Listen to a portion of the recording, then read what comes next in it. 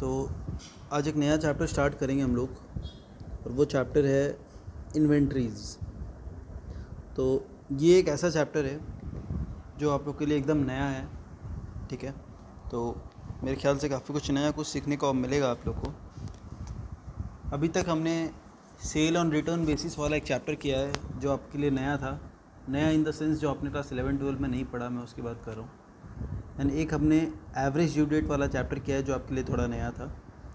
And तीसरा chapter जो नया है वो है इन्वेंट्रीज़।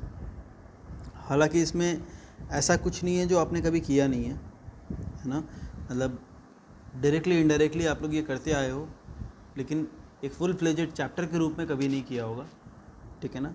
एंड लास्ट ईयर, ये अभी जो लास्ट प्रीवियस जो एग्ज़ाम हुआ नवंबर 2019 में, उसमें ये क्वेश्चन आया था 4 मार्क्स का। What is the difference between periodic inventory system and perpetual inventory system. एक थ्योरी क्वेश्चन इसमें से आ गया था। जो मैं बोलते रहता हूँ ना, 12 मार्क्स का ट्रू फॉल्स आता है, 4 मार्क्स का क्वेश्चन आता है, तो 16 मार्क्स का तो आता ही आता है, प्लस 4 मार्क्स का एक्स्ट्रा ये थ्योरी क्वेश्चन आ गया था आपको। जैसे मैंने मार्क्स का ब्रेकअप भेजा था ना, अगर आपको याद होगा, मैंने ग्रुप में भेजा हुआ है, तो उसमें आप लोग देख सकते हो इन्वेंट्री में 6 मार्क्स लिखा हुआ है। तो इस 6 मार्क्स में 2 मार्क्स का क्वेश्चन आया था ऐसे ही प्रैक्टिकल, और एक 4 मार्क्स का थ्योरी आ गया था। आज तक इसमें से कभी भी 5 मार्क्स से ज़्यादा का क्वेश्चन नहीं आया इस चैप्टर से। एक बार 5 मार्क्स का आया था, दूसरे बार 5 मार्क्स का आया था, और पिछले बार से 2 मार्क्स का क्वेश्चन आया और एक 4 मार्क्स का थ्योरी दे दिया। लेकिन इसमें काफ़ी ऐसा क्वेश्चन है जो 10 मार्क्स का वेटेज रखता है, और पता नहीं मुझे क्यों अंदर से एक रहता है कि कभी ना कभी इन्वेंट्री से एक अच्छा दमदार क्वेश्चन आएगा, और स्टूडेंट्स जो इसे सीरियसली नहीं लेते उन्हें पक्का दिक्कत आने वाला है। मुझे क्यों पता नहीं अंदर से आता है कि इससे क्वेश्चन आ सकता है कभी ना कभी, है ना। नॉर्मली 5 मार्क्स का तो देखो आता ही है, तो हमने को पढ़ना तो है ही ये चैप्टर, है ना। और ये जो स्टार्टिंग के जो क्वेश्चन है ये सब नहीं आते हैं, है ना। जो क्वेश्चन आते हैं वो भी मैं स्टार्ट कराऊंगा। फिर भी मैं कुछ भी ऐसा टॉपिक नहीं छोड़ना चाहता जो ऑलरेडी बुक में है, क्योंकि अचानक से आ जाएगा और आप नहीं कर पाओगे तो वो बेकार हो जाएगा, है ना। तो ईजी क्वेश्चन आएगा तो पता नहीं कुछ भी आ सकता है 5 मार्क्स का, तो वो अपने करेंगे सब कुछ। और 10 मार्क्स का क्वेश्चन मुझे पता नहीं क्यों लगता है कि आएगा किसी दिन 10 मार्क्स का क्वेश्चन इससे आएगा, और वो क्वेश्चन जिसको ये चैप्टर एकदम अच्छे से आता है वही सिर्फ कर पाएगा। तो एकदम आपको फोकस होकर करना है। मैं हर बार इस चैप्टर पे बहुत फोकस करता हूँ, ठीक है ना। मुझे पता नहीं पर्सनली लगता है कि इस चैप्टर से आना चाहिए क्वेश्चन, कि ना कंसेप्ट चेक करता है ये आपका, कि आप कितने कंसेप्चुअली क्लियर हो, ठीक है। तो इस चैप्टर का जब मैं वो वाला पार्ट स्टार्ट करूँगा ना, जहाँ से वो टेक्निकल चीज़ स्टार्ट होगा, वहाँ पे मैं और भी कुछ आपको बताऊँगा। पहले एकदम सिंपल वाला चीज़ से स्टार्ट करते हैं। और मैन्युफैक्चर हैज़, देखो इन्वेंट्री मतलब पता है ना आपको, स्टॉक की बात करें हम लोग। स्टॉक का वैल्यूएशन के चैप्टर है ये। स्टॉक कैसे वैल्यू होता है, स्टॉक कैसे वैल्यू होता है, जो आप लोग लिखते हैं ना ट्रेडिंग में, बाई क्लोजिंग स्टॉक, और या फिर बैलेंस शीट में स्टॉक इन हैंड या फिर क्लोजिंग स्टॉक, उसका वैल्यूएशन कैसे होता है वो देख रहे हैं, ठीक है ना। तो जनरली आपको बुक में मिल सकते हैं 3 method, FIFO, LIFO and weighted average. And मुझे नहीं पता कि आपने कितने बार ये टर्म सुना हुआ है या आपके लिए नया है। फीफो का मतलब होता है, ये शॉर्टकट है, मतलब शॉर्ट फॉर्म है उसका, फर्स्ट इन फर्स्ट आउट। जो माल पहले आया वो सबसे पहले बिकेगा, फर्स्ट इन फर्स्ट आउट, ठीक है। लीफो मतलब लास्ट इन फर्स्ट आउट। जो माल लास्ट में आया वो सबसे पहले निकलेगा, last in first out. Last वाला माल सबसे पहले बिकेगा, फिर उससे पहले वाला, फिर उससे पहले वाला, वैसे करके। फर्स्ट इन फर्स्ट आउट में जो सबसे पहले वाला माल है, जो सबसे फर्स्ट में आया हुआ है, वो माल बिकेगा।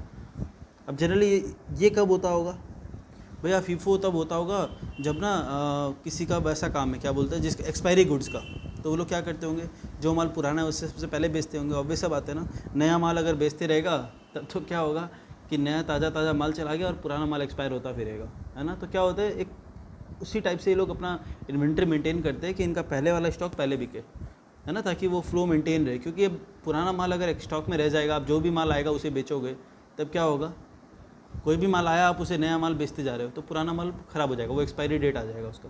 अच्छा भैया, तो लीफो कब होता है? अब राशन का दुकान में सोच लो, सोचो कोई बोरा में अपना कोई चावल रख के बेचता है। नॉर्मली एक एग्जांपल, अब तो बोलोगे भैया बोरा पूरा बिकता है उसके बाद बोरा चेंज होता है, तो वो एक अलग एग्जांपल है, एक समझने की कोशिश करो। अच्छा सोचो पेट्रोल, चलो मैं पेट्रोल की बात करता हूँ। किसी का पेट्रोल पंप है, हाँ भैया ठीक है, उसका टैंक तो वही है, हाँ भैया। उसमें क्या होता है, जो सबसे ऊपर तेल डाला जाए, जब जैसे नया पेट्रोल आएगा, पेट्रोल की गाड़ी आएगी, उस टैंक में पेट्रोल डाला जाएगा, तो बताओ सबसे पहले कौन सा पेट्रोल बिकेगा? भैया जो सबसे ऊपर है, सबसे ऊपर वाला पेट्रोल कौन सा है, पुराना वाला या जो सबसे लेटेस्ट आया था? जो सबसे लेटेस्ट आया था। तो जब एक्सपायरी गुड्स की बात हो या फिर नॉर्मल जो गुड्स की हम लोग नॉर्मली जैसे सब्जी में सोच लो ना, सब्जी में सबसे पहले कौन सा सब्जी बेचेगा वो, जो सबसे पहले आया था उसके पास। सोचो उसके पास 5 दिन पहले वाला सब्जी भी पड़ा हुआ है और आज नया सब्जी भी आया है, तो वो कौन सा बेचना चाहेगा? ऑब्वियसली वो आज वाला सब्जी दुकान में ही नहीं रखेगा, वो तो अपने गोडाउन में रख के रखेगा, वो 5 दिन पुराना वाला सब्जी बेचेगा ना, नहीं तो वो तो ख़राब हो जाएगा उसका। तो उससे वो फॉलो करते फीफो बेसिस, समझ आ रहा है? First in first out. LIFO कौन सा होगा? जैसे पेट्रोल पंप का मैंने एग्जांपल दिया आपको, या फिर कोई बड़ा सोचो चावल का एक टैंकर में सोचो वो सामान रखता है, या फिर पेट्रोल का सबसे अच्छा एग्जांपल याद आ रहा है। सोचो पेट्रोल का टंकी है ना, उसमें पेट्रोल बिक रहा है, ऊपर से पेट्रोल जा रहा है, फिर पेट्रोल कम हो गया तो हम लोग नया पेट्रोल जब मंगाएंगे तो वो ऊपर डाल देगा पेट्रोल, टंकी में डालेगा तो ऑब्वियसली ऊपर ही आएगा ना। ऐसा थोड़ी कि नीचे का माल अपने आप ऊपर आ जाएगा और नया पेट्रोल नीचे चला जाएगा, ऐसा तो कुछ है नहीं। तो आप पेट्रोल डालेंगे तो वो मिक्स हो जाता है ना। अब कहाँ मिक्स होता है हमें तो पता है, वो पेट्रोल मिक्स हो जाता है एक्चुअली देखा जाए तो, है ना, मिक्स हो जाता है। तो मैं चाहूँ तो एग्जांपल इसका भी ले सकता हूँ, वेटेड एवरेज ही बोल सकता हूँ उसे, क्योंकि जैसे आप नया पेट्रोल डालोगे तो वो मिक्स हो जाएगा, पुराना नया सब मिक्स हो जाएगा, तो वो क्या होगा, वेटेड एवरेज। तो लीफो में क्या होगा, जो सबसे नया माल आया बिका, आया बिका, आया बिका, है ना। ऐसा कोई ज़रूरी नहीं है, ये नॉर्मल स्टॉक है, मतलब कोई भी माल। जैसे मोबाइल फ़ोन है, सोचो एक ही मॉडल बहुत साल से चलते आ रहा है, ठीक है। तो अब उसमें क्या है, उसमें आप पुराना माल बेचो नया माल बेचो कोई फ़र्क नहीं पड़ता, माल आया बिक गया, है ना। लेकिन अगर यही एक्सपायरी वाला होता तो आप क्या करते, पुराना माल बेचना चाहते। तो ये सारा डिफरेंस आ जाता है। तो जिसमें एक्सपायरी वाला चीज़ है उसमें फीफो होता है, जिसमें एक्सपायरी से फ़र्क नहीं पड़ता है वो लोग कोई भी माल बेचते हैं। और जैसे पेट्रोल का मैंने बात किया, तो या तो आप ये बोल सकते हो कि ऊपर वाला पेट्रोल पहले बिकता है, या फिर आप बोलोगे नहीं भैया वो तो मिक्स हो जाता है, तो आप बोल सकते हो कि वेटेड एवरेज है ना, मिक्स करके बेचते हैं। सारा को हम लोग एक ही मान लेते हैं, कोई पुराना कोई नया कुछ भी नहीं है, ठीक है ना भैया। अकाउंटिंग स्टैंडर्ड मतलब ICAI या फिर गवर्नमेंट कौन सा मेथड फॉलो करता है या कौन सा मेथड अलाउ करता है? गवर्नमेंट फीफो अलाउ करता है और वेटेड एवरेज अलाउ करता है, गवर्नमेंट लीफो अलाउ नहीं करता है। गवर्नमेंट बोलता है ऐसा बहुत कम होता है कि माल लास्ट में आया वो आप पहले बेचोगे, बहुत कम होता है, या तो वो माल मिक्स होगा। देखो आपको भी समझ में आ रहा था ना अभी कि लीफो वाला चीज़ कंडीशन कम है, मतलब ऐसा कम होगा कि नया माल पहले बिक रहा है पुराना माल बाद में बिकेगा, है ना, ऐसा कम होता है। तो इसलिए ICAI ने बोले कि लीफो अलाउ नहीं करेंगे हम लोग, बोलते फीफो समझ में आता है एक्सपायरी वाला लोग के लिए, और जिसका एक्सपायरी का बात नहीं है वो लोग मिक्स करके बेचते हैं, उससे कोई एक्सपायरी का बात ही नहीं है, वो कभी पुराना बेच देता है कभी नया बेच देता है, क्योंकि वो हिसाब ही नहीं रखता है कि उसका कौन सा माल नया है कौन सा पुराना है। पेट्रोल आ रहा है तो पेट्रोल मिक्स हो जा रहा है पुराना नया, तो उसमें कौन सा बिक रहा है इसका हिसाब रखना मुश्किल है। चावल आ रहा है, पुराना चावल के बोरा में नया चावल मिक्स कर दे रहे हो, तो इसमें हिसाब रखना मुश्किल है कि पुराना चावल बिका या नया चावल बिका। तो बोलते हैं वेटेड एवरेज फॉलो हो सकता है, फीफो फॉलो हो सकता है, लीफो करना मुश्किल है। कोई ऐसा बिजनेस का मतलब बहुत मुश्किल है ये चीज़ बताना कि कोई लीफो फॉलो करता है ना। कोई टैक्स प्लानिंग करने के लिए प्रॉफिट कम बेसी दिखाने के लिए ज़बरदस्ती बोलेगा कि नहीं मेरा तो लीफो फॉलो होता है, तो इसीलिए ICAI ने बोल दिया, है ना। भैया ICAI कहाँ से आ गया इसमें? अब अकाउंटिंग स्टैंडर्ड तो ICAI बनाता है ना। अकाउंटिंग स्टैंडर्ड 2, इसके लिए अकाउंटिंग स्टैंडर्ड 2 है, मैं दिखाऊंगा अकाउंटिंग स्टैंडर्ड क्या होता है। मैंने थ्योरी अभी तक प्रॉपर्ली डिस्कस नहीं किया है क्योंकि स्टूडेंट्स धीरे धीरे ज्वाइन कर रहे हैं, तो मैं चाहूँगा कि लास्ट में जब रिवीजन होगा अपना तब मैं थ्योरी वापस से रिवाइज़ कराऊंगा। तो अकाउंटिंग स्टैंडर्ड 2 होता है इसके ऊपर, वैल्यूएशन ऑफ इन्वेंट्रीज के ऊपर। तो उसमें ICAI ने बोला कि लीफो अलाउड नहीं है, या तो आप फीफो यूज़ करो या फिर आप वेटेड एवरेज यूज़ करो, ठीक है ना। क्वेश्चन पे आते हैं, बोलता है a manufacturer has the following records of purchases of a condenser which he uses his manufacturing radios. तो ये क्या करता है, रेडियो बनाता है ना, रेडियो सेट बनाता है, तो उसको बनाने के लिए उसको कंडेंसर चाहिए होता है। तो इसने कंडेंसर जो होता है वो पहले 4 दिसंबर को ख़रीदा 900 यूनिट्स 50 रुपये करके, 10 दिसंबर को इसने ख़रीदा 400 यूनिट्स 55 रुपये करके, ऐसे करके इसका परचेज़ दिया हुआ है। टोटल इसने कितना परचेज़ कर लिया, 2600 यूनिट इसने परचेज़ किया अलग अलग दाम पे। 1600 units were issued during the year, बोलता 1600 यूनिट्स यूज़ हो चुका है ना, रेडियो बनाने में यूज़ हो गया। तो बताओ इसके पास अभी भी कितना कंडेंसर बचा हुआ होगा। भैया 2600 इसने ख़रीदा था, 1600 यूज़ हो गया, तो इसके पास क्लोजिंग स्टॉक कितना होगा, 1000। भैया ये कोई बात हुई, ये कोई क्वेश्चन है भैया? इजी है, इजी तो है, लेकिन आपको बताना है वैल्यू, इस 1000 यूनिट का वैल्यू बताओ। अब आप 50 रुपये करके वैल्यू करोगे या 55 करके वैल्यू करोगे या 60 रुपये करके करोगे या 47 करोगे, ये है चैलेंज, ठीक है ना। अब क्वेश्चन की बात करते हैं, द क्लोजिंग स्टॉक इस, ये सॉल्यूशन है, ये लोग मतलब पूरा एक्चुअली देखो यहाँ पे तो कुछ क्वेश्चन पूछा ही नहीं है ना, ये इलस्ट्रेशन समझा रहे कि कैसे करना है। बोलते हैं क्लोजिंग स्टॉक इज़ 1000 यूनिट्स, पता है हम लोग को, विच कंसिस्ट ऑफ, अब कौन सा मेथड यूज़ कर रहे हैं देखो, सबसे पहले मैं बोलता हूँ फीफो मेथड यूज़ करो। सबसे पहले अगर हम फीफो मेथड यूज़ करेंगे तो क्या होगा भैया, जो सबसे पहले माल आएगा वो बिक जाएगा। तो ये माल आया बिक गया, ये आया बिक गया, तो ये जो 1000 यूनिट अपने पास बचा हुआ होगा, ये कौन सा यूनिट बचेगा? इसमें आपको दिमाग थोड़ा सा लगाना पड़ेगा। क्यों बताऊँ? ये यूनिट कब इशू हुआ है? 18 तारीख तक। 18 तारीख तक आपने 1600 यूनिट दे दिया या यूज़ कर लिया, ठीक है ना। आपने कहाँ से किया होगा सोच के बताओ भैया। सबसे पहले ये आया होगा तो 900 यहाँ से यूज़ हुआ होगा, फर्स्ट इन फर्स्ट आउट। पहले 900 आया, यूज़ हो गया। फिर 10 दिसंबर को 400 आया, ये भी यूज़ हो गया। फिर 11 दिसंबर को 300 आया, ये भी यूज़ हो गया। बताओ टोटल कितना यूज़ हुआ अभी तक? 900, 1300, 1600, भैया हो गया 1600 यूज़ हो गया।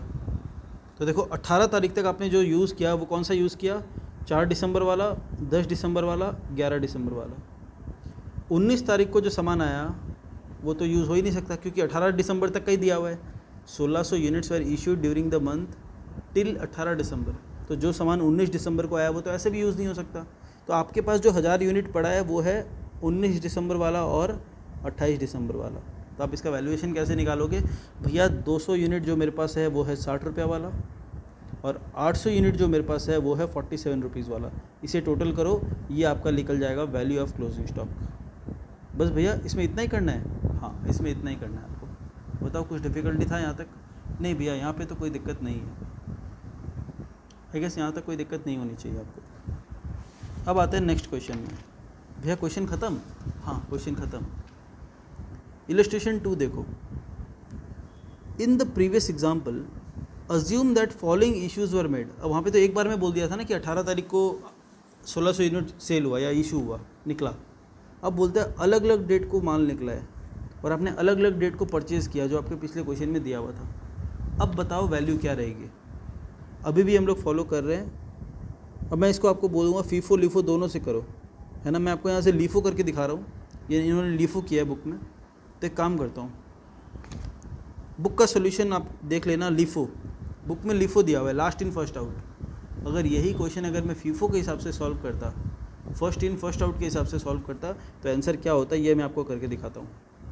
ये जो सोल्यूशन है ये लीफो का, ये आपके लिए होमवर्क रहेगा कि last in first out, last वाला माल अगर पहले बिकेगा तो क्या होगा, है ना। देखो अब बोलोगे भैया आपने तो बोला था ICI अलाउ नहीं करता, तो क्वेश्चन पूछेगा तो अपने पास उपाय नहीं है ना। Question is the king, question जो बोलेगा अपने को करना पड़ेगा। हाँ, अगर आप बोलोगे भैया प्रैक्टिकल लाइफ में कोई बिजनेस वाला फॉलो कर पाता है क्या? नहीं, उनको अलाउड नहीं है। लेकिन क्वेश्चन पूछेगा तो अपने तो दिखाना पड़ेगा ना क्या होता है। तो लास्ट इन फर्स्ट आउट से आपको ये सॉल्व करना है। पहले मैं इसको फीफो के हिसाब से सॉल्व करके दिखाता हूँ आपको, ठीक है ना, जो कि सॉल्यूशन बुक में नहीं है, ये क्वेश्चन ही नहीं है बुक में, है ना। मैं फीफो वाला सॉल्व करके दिखा रहा हूँ आपको। इसको मेरे को लैंडस्केप लेना पड़ेगा कॉपी को, ठीक है ना। देखो इसमें आप हेडिंग लिख सकते हो, स्टेटमेंट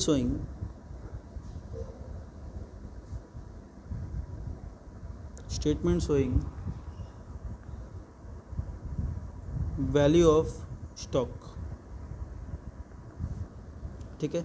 और ये मैं कर रहा हूँ under FIFO method, first in first out method, जो कि बुक में सॉल्यूशन नहीं है, क्योंकि जो सॉल्यूशन है वो तो आप खुद ही देख सकते हो। तो लीफो वाला सॉल्यूशन बुक में दिया हुआ है। ये क्वेश्चन नंबर 2 ही मैं करवा रहा हूँ, इलस्ट्रेशन 2, लेकिन मैं करवा रहा हूँ फीफो मेथड, जो कि बुक में सॉल्यूशन जिसका नहीं है, जिसका क्वेश्चन भी नहीं पूछा हुआ है। तो आपके लिए होमवर्क रहेगा कि बुक में जो सॉल्यूशन है वो आप समझो और खुद से कॉपी में करो, है ना। अगर दिक्कत आएगी तो आप बुक का सॉल्यूशन भी देख सकते हो, इसलिए मैं आपको अलग से फीफो करवा रहा हूँ, ठीक है ना। इसमें आपको क्या करना पड़ेगा, सबसे पहले लिखो डेट। सबसे पहला कॉलम बनेगा डेट का, ठीक है। उसके बाद आपको लिखना है रिसिप्ट, क्या क्या स्टॉक आपके पास रिसीव हुआ है या फिर कितना रिसीव हुआ है। इसमें आपको लिखना पड़ेगा क्वांटिटी, रेट, ये फॉर्मेट आप उसमें भी देख सकते हो, उसमें भी दिया हुआ है, अमाउंट। ये टोटल है रिसिप्ट, जो माल आपके पास आया। इसके बाद इशू, भैया इसको सेल क्यों नहीं लिखा गया? देखो यहाँ पे ये बोल रहे हैं कि ये मैन्युफैक्चर यूनिट है ना, तो आप सेल भी लिख सकते हो, इशू भी लिख सकते हो। मैं सेल लिखूँगा तो थोड़ा सा गड़बड़ हो जाएगा, इसलिए मैं इशू लिखवा रहा हूँ, ठीक है। और क्या गड़बड़ होगा वही मैं बता दूंगा अभी, ठीक है। एक बार मैं खाली लिखा लेता हूँ, रेट अमाउंट। सेल लिखने से क्या गड़बड़ होगा मैं बता दूंगा अभी। यहाँ सेल नहीं आएगा, ठीक है ना, ये अभी बता दूंगा, 2 मिनट वेट कर लो। रिसिप्ट इशू, इसके बाद बैलेंस, बैलेंस ऑफ इन्वेंट्री या फिर स्टॉक, बैलेंस ऑफ स्टॉक। आपको चेक करना है कि आपके पास कितना क्वांटिटी बचा हुआ है, उसका रेट क्या है और उसका टोटल अमाउंट क्या होगा। यही तो आपका वैल्यू इन्वेंट्री होगा ना। आपको डेली का बताना है या एंड का बताना है? एंड का बताना है, लेकिन उसके लिए आपको एक हिसाब रखना पड़ेगा, है ना। प्रैक्टिकल लाइफ में भैया क्या ऐसे करना पड़ता है? नहीं, प्रैक्टिकल लाइफ में टैली में एंट्री होता है, सॉफ्टवेयर में एंट्री होता है और वो अपने आप ये सब कुछ कर लेता है, आपको करना नहीं पड़ता है।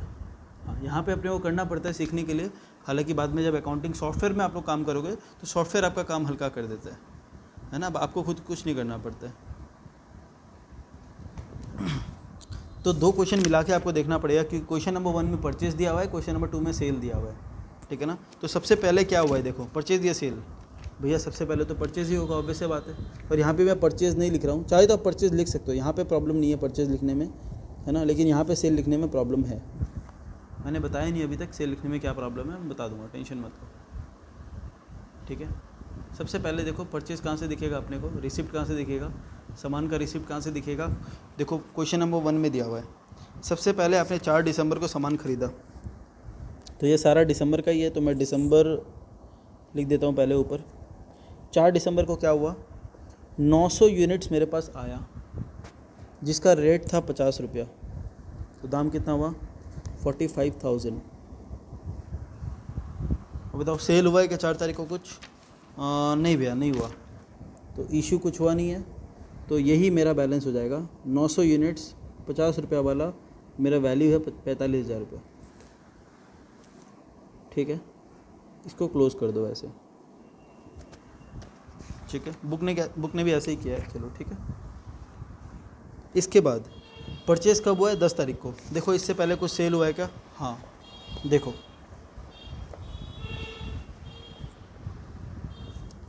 भैया अच्छा यहाँ पे सेल प्राइस नहीं दिया इसलिए आप सेल नहीं लिख रहे हो क्या? नहीं, ऐसा कुछ भी नहीं है। अगर यहाँ सेल प्राइस देगा तो वो आपको कंफ्यूज करने के लिए देगा।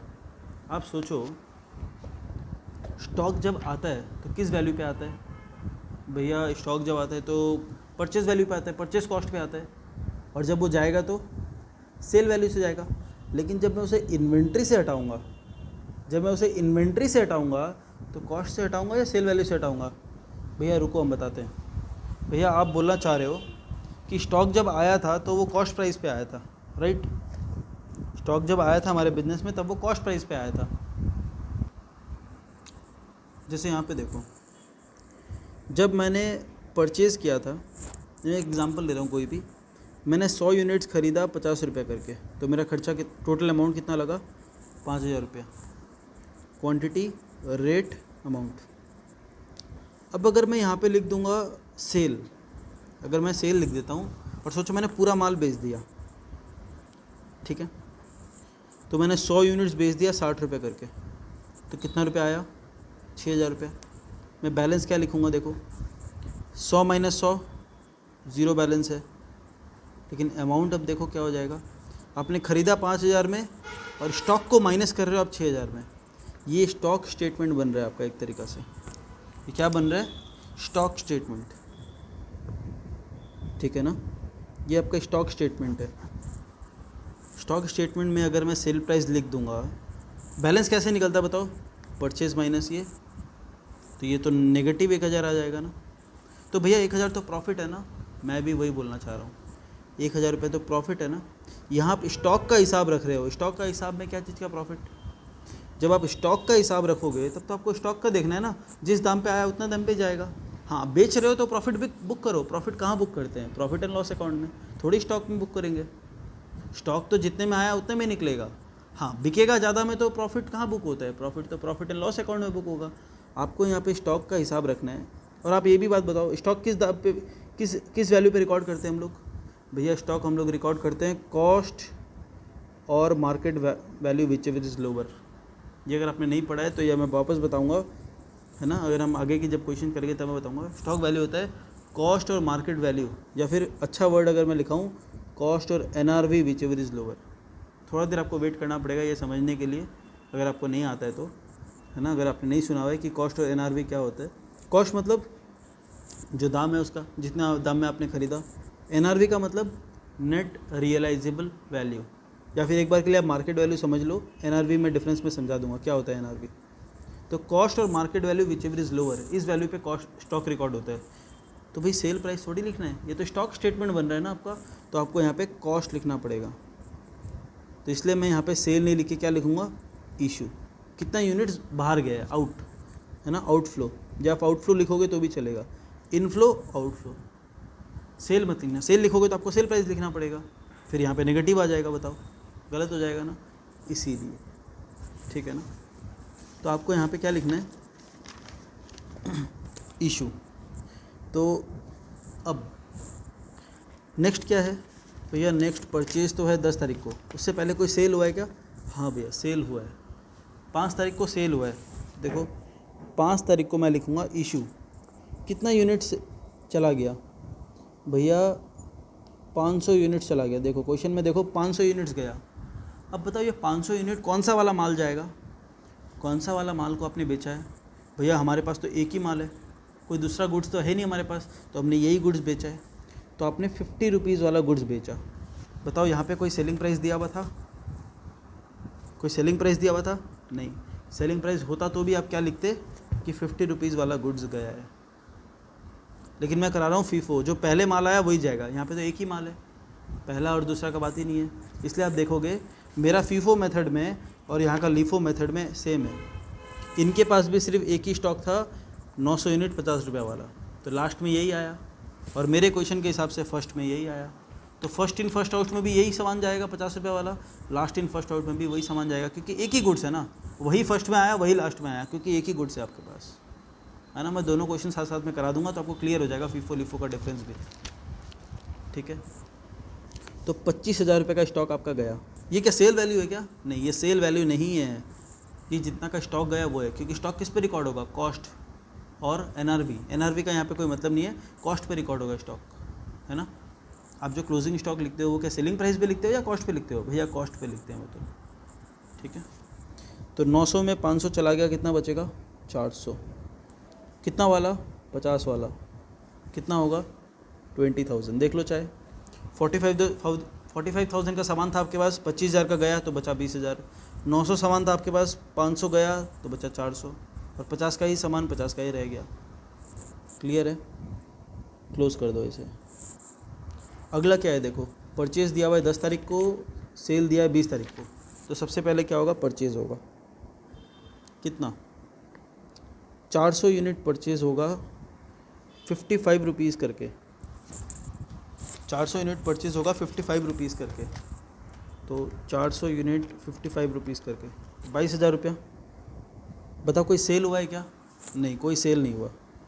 अब देखो ये दोनों सामान एक ही है या अलग अलग है? भैया ये तो अलग अलग है, ये 50 रुपये वाला सामान है, ये 55 रुपये वाला सामान है, तो आपको अलग लिखना पड़ेगा। 50 रुपये वाला सामान आपके पास 400 पीस है, और 55 रुपये वाला सामान आपके पास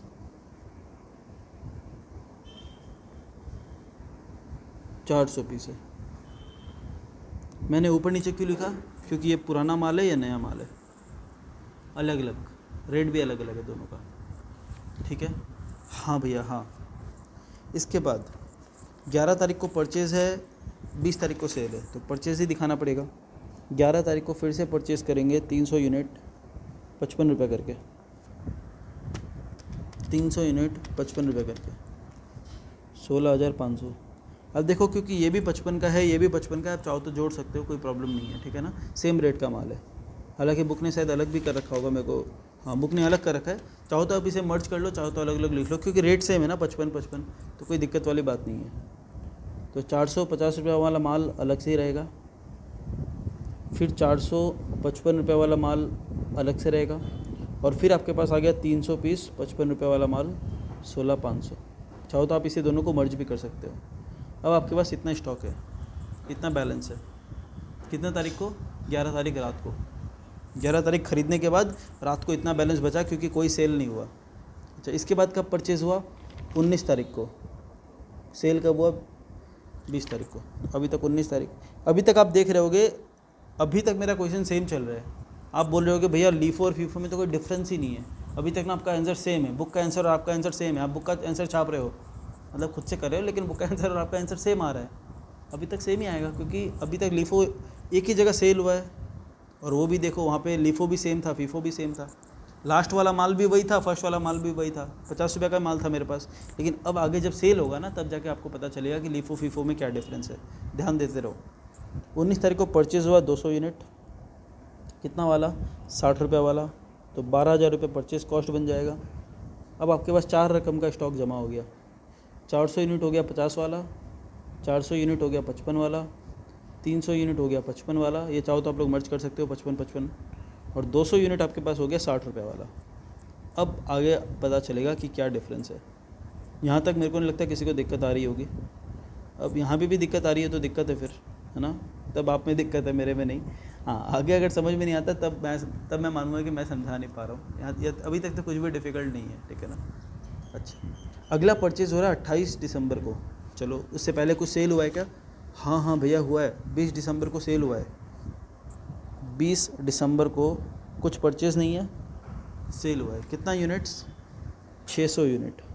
अब आप देखो, अब यहाँ पे आपको ध्यान देना पड़ेगा, अब आपको यहाँ पे ध्यान देना पड़ेगा, फोकस करो। मैं सबसे पहले करा रहा हूँ फीफो, मैं आपको लीफो भी समझा दूंगा, टेंशन मत लो। मैं करा रहा हूँ फीफो, मेरा मतलब है जो सबसे पहले माल आया वो सबसे पहले बिकेगा। टोटल कितना यूनिट्स बिका, 600। सबसे पहले कौन सा माल है, ये वाला, सबसे पहले 50 रुपये वाला माल बिकेगा। आपके पास देखो, आपके पास पहले 50 में आया माल, फिर 55 में आया, फिर दूसरा क्वालिटी का माल आया, फिर उसके बाद फिर दूसरा क्वालिटी का माल आया।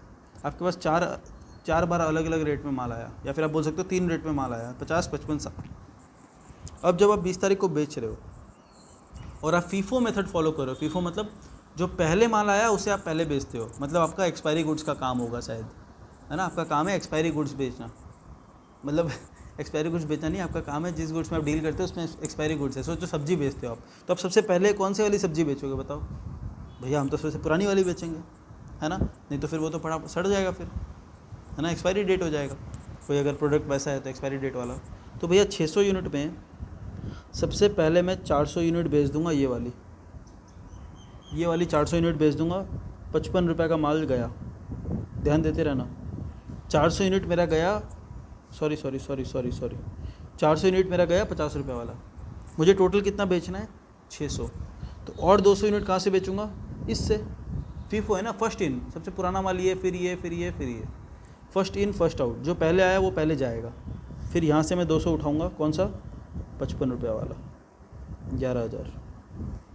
अब बताओ, ये वाला माल मेरा पूरा बिक गया, अगर आपको काटना है तो पेंसिल से काटना प्लीज़, ये वाला माल मेरा पूरा बिक गया, हाँ भैया बिक गया, यहाँ मत काट देना, असली में एग्ज़ाम में कट जाएगा फिर मार्क्स भी।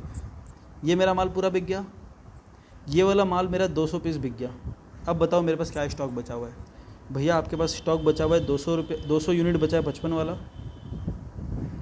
11,000, 300 यूनिट एज इट इज़ पड़ा है 55 वाला, और 200 यूनिट 60 रुपये वाला एज इट इज़ पड़ा है। बताओ समझ में आया? भैया फीफो तो समझ में आ गया, लीफो भी समझा दो जो बुक में किया हुआ है, चलो वो भी समझाता हूँ, मैं यहीं से समझा रहा हूँ आपको एक बार। लीफो मतलब लास्ट इन फर्स्ट आउट, जो लास्ट में माल आता है उसे सबसे पहले आप बेचते हो। तो सबसे पहले आप कौन सा माल बेचोगे, 200 यूनिट बेचोगे, देख लो यहाँ पे मैं साथ साथ में दिखा देता हूँ आपको। सबसे पहले आप ये 200 यूनिट बेचोगे 60 रुपये वाला, देखो 200 यूनिट बेचा 60 रुपये वाला। उसके बाद आप ये बेचोगे 300 यूनिट बेचोगे 55 वाला, 300 यूनिट बेचोगे 55 वाला। टोटल कितना बेचना था, 600, 200 बेच दिया, 300 बेच दिया, और कितना, 100 फिर यहाँ से बेचेंगे, तो 100 यूनिट बेच दिया 55 वाला। अब बताओ आपके पास क्या बचा हुआ है?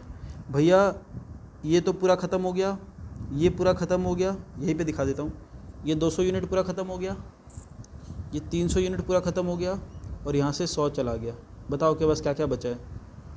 400 यूनिट बचा है 50 रुपये वाला, और 300 यूनिट बचा है, ये 100 ख़त्म हुआ ना, 300 यूनिट बचा है 55 वाला, देख लो बुक में वही किया है। 400 यूनिट पूरा 50 वाला बचा हुआ है, और 300 यूनिट बचा हुआ है 55 वाला, देख रहे हो? ये यहाँ पे क्लोज़ होगा, यहाँ पे कुछ गड़बड़ है क्या? 450 वाला, चाहे इन्होंने गलती किया है कुछ, इसे हटा दो, चाहे इन्होंने पूरा यहाँ पे लिख दिया।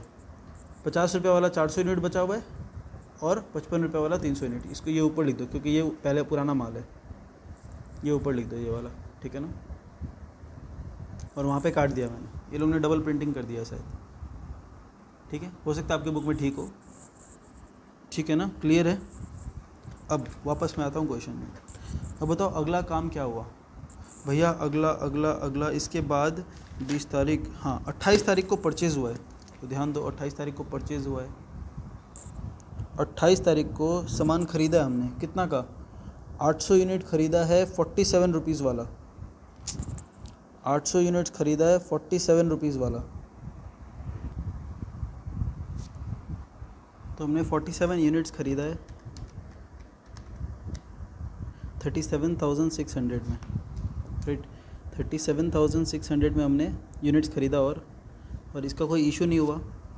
अब बताओ यहाँ पे क्या क्या स्टॉक आपके पास बचा है। मैं फीफो मेथड कर रहा हूँ, है ना, लीफो आपके बुक में है, आप समझ सकते हो वहाँ से, ठीक है ना। तो 200 यूनिट आपके पास है, 300 है आपके पास, 200 है और 800 आ गया, ठीक है ना। तो ये 55 रुपया वाला है, ये 55 रुपया वाला है, ये 60 वाला है और ये 47 वाला है। तो 11,000, 16,500, 12,000 और 37,600, ठीक है ना। अब लास्ट एक बचा है 29 तारीख को जो इशू हुआ, वो 29 तारीख का इशू आपको दिखाना पड़ेगा, है ना। मैंने इसके एक नीचे एडिशनल शीट लगाया है, आपको पीछे पेज में करना पड़ेगा, है ना, एक पेज में भी नहीं आया ये। या तो आप इसको नॉर्मल भी कर सकते हो मेरे ख्याल से, आप अगर थोड़ा छोटा लिखोगे तो आपका लंबा वर्टिकल में भी हो जाएगा, ये हॉरिजॉन्टल अगर आप नहीं करोगे तो, या फिर आपको नेक्स्ट पेज में जाना पड़ेगा इसके लिए। तो लास्ट एंट्री है 29 तारीख को सेल हुआ है, तो वापस से मैं आपको लिफो फीफो दोनों वाला चीज़ दिखा दूंगा। कितना यूनिट्स हुआ है, 500 यूनिट्स। अब देखो मैं कौन सा मेथड कर रहा हूँ, मैं कर रहा हूँ फीफो, मतलब पहले वाला माल पहले बिकेगा, तो परचेस कुछ हुआ नहीं है, 500 यूनिट बिका, तो मेरा 200 यूनिट यहाँ बिकेगा, 300 यूनिट ये वाला बिकेगा, तो दोनों 55 रुपये वाला है, तो मेरा 500 यूनिट जो बिकेगा वो 55 रुपये वाला बिकेगा। क्या मैं 55 रुपये में बेच रहा हूँ इसे, नहीं, मुझे नहीं पता मैं कितने में बेच रहा हूँ, कितना वाला स्टॉक जा रहा है वो मैं लिख रहा हूँ खाली, ये स्टॉक स्टेटमेंट है, कौन सा वाला स्टॉक जा रहा है मैं वो लिख रहा हूँ यहाँ पे, ठीक है ना। तो आपको ये फोकस करना पड़ेगा कि कौन सा वाला स्टॉक जा रहा है। तो ये आपका 55 × 50, सॉरी 500, 27,500। तो कौन सा, अच्छा अगर ये लीफो होता तो लास्ट इन फर्स्ट आउट जो क्वेश्चन में, वो क्या करेगा, लास्ट वाला माल बेचेगा, जो लेटेस्ट वाला जो माल आया था वो बेचेगा, ये इसमें से वो बेचेगा 47 रुपीज़ वाला। देख लो बुक में 547 वाला किया होगा इन्होंने, क्योंकि उन लोग बेच रहे हैं last in first out LIFO, मैं करा रहा हूँ फीफो।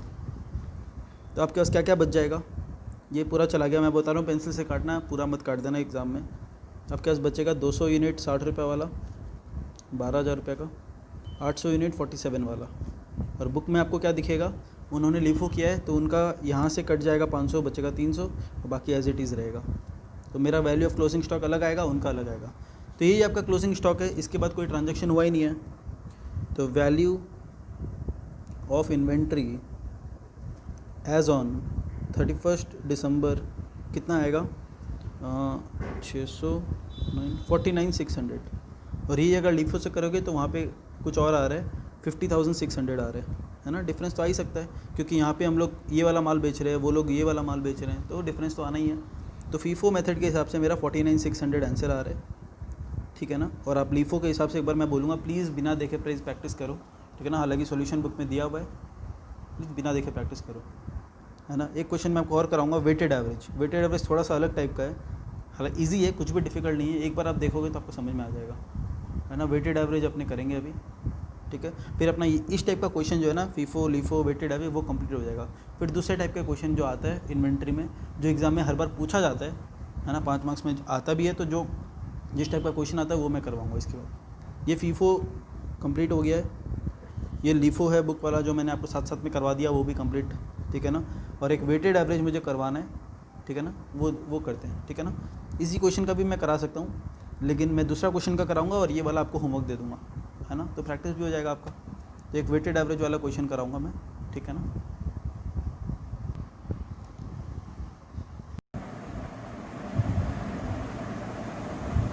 एंड उसके बाद मेरे पास 2 क्वेश्चन है बुक में, क्वेश्चन नंबर 10 एंड 11, ये नई बुक में है कि नहीं एक बार चेक कर लेना। 10 एंड 11, एक है श्री राम मिल्स, है ना, ये फीफो बेसिस पे सॉल्व करना है, और एक है श्री राम मिल्स, है ना, मेरे ख्याल से सेम ही क्वेश्चन है, और इसको सॉल्व करना है वेटेड एवरेज मेथड से। तो अगर ये आपके पास क्वेश्चन है नए बुक में या फिर नहीं है तो यहाँ से स्क्रीनशॉट ले लो, ठीक है ना, दिखाई दे रहा होगा, तो ये सॉल्व कर लेना फीफो और वेटेड एवरेज दोनों से। तो भैया आपने तो वेटेड एवरेज सिखाया ही नहीं अभी तक, तो ठीक है ना, मैं सिखा देता हूँ, टेंशन मत लो। एक वेटेड एवरेज वाला भी सिखा देता हूँ। क्वेश्चन नंबर 4 देखते हैं, ठीक है ना। हमने 1 2 कर लिया। 3 में क्या है, 3 में बोल रहे हैं, एक सिंपल सा क्वेश्चन है 3 में, ठीक है ना।